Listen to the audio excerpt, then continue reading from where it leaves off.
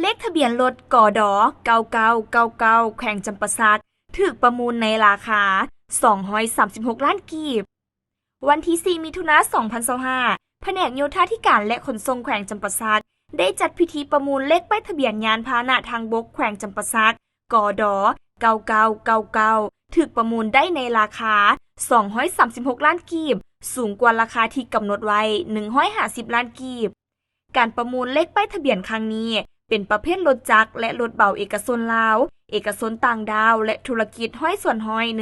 100%ซึ่งประกอบมีป้ายทะเบียนเลข4ตัวคือกันเลขเลี้ยง4ตัวและเลขคู่คือกันรวมทั้งหมดมี13เลขทะเบียนซึ่งเป็นครั้งทำอิฐที่มีการประมูลเลขป้ายทะเบียนพาหนะทางบกแบบเปิดกว้าง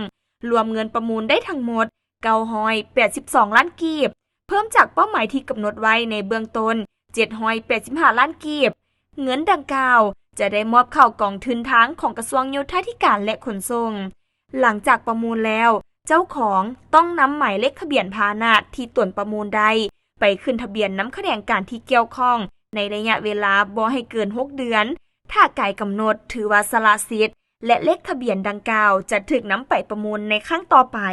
ส่วนเงินที่ชำระค่าเลขทะเบียนจะบ่ได้ส่งคืนและจะตกเป็นของรัฐ